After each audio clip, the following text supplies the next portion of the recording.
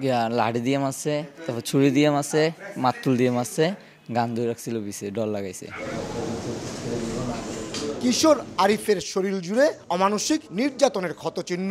শুক্রবার বিকেল ৩টে থেকে রাত ১টা পর্যন্ত লাথি কিলঘুষির পাশাপাশি লোহার রড দিয়ে তাকে পেটানো হয়েছে। এমনকি মুক্তিপণের ১ লাখ টাকার জন্য অস্ত্রের মুখে জিম্মি ছিলেন সারাদিন। মূলত বন্ধুদের সঙ্গে নাসিরাবাদ বয়েজ স্কুলে খেলতে গিয়েছিল আরিফ। বাকি বন্ধুরা তার কাছে মোবাইল রেখে মাঠে খেলছিল। আর আরিফের কাছ থেকে এইসব মোবাইল ছিনিয়ে নিতে ছাত্রলীগ কর্মী হেলাল উদ্দিন বাদশার নেতৃত্বে কিশোর গ্যাং হামলা চালিয়েছিল। একজন আসি থাপ্পড় মারতেছে, ঘুষি মারতেছে, আরেকজন আসি লাঠি দিয়ে বাড়ি মারতেছে, আরেকজন আসি কাঠ দিয়ে মারতেছে, আরেকজন আসি মাত্র দিয়ে ঠ্যাং বেড়ে বাদ যাচ্ছে, মানে কি অতিরিক্ত গিয়া করছে।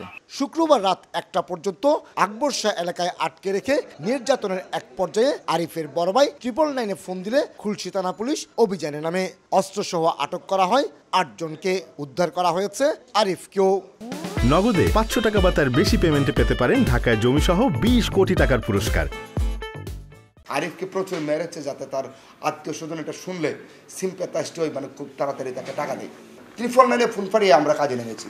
আমরা কাজে নেমে এই কোতোয়ালি এলাকায় আসামি আজ আব্দুর রহমান আছে, তার হেফাজতে আমরা ভিকটিমকে পেয়েছি। অপহরণের পর নির্যাতন এবং মুক্তিপণ দাবির অভিযোগে 8 জনের বিরুদ্ধে খুলশী থানায় মামলা করেছে ভুক্তভোগীর বড় ভাই। কমল দে, সময় সংবাদ, চট্টগ্রাম।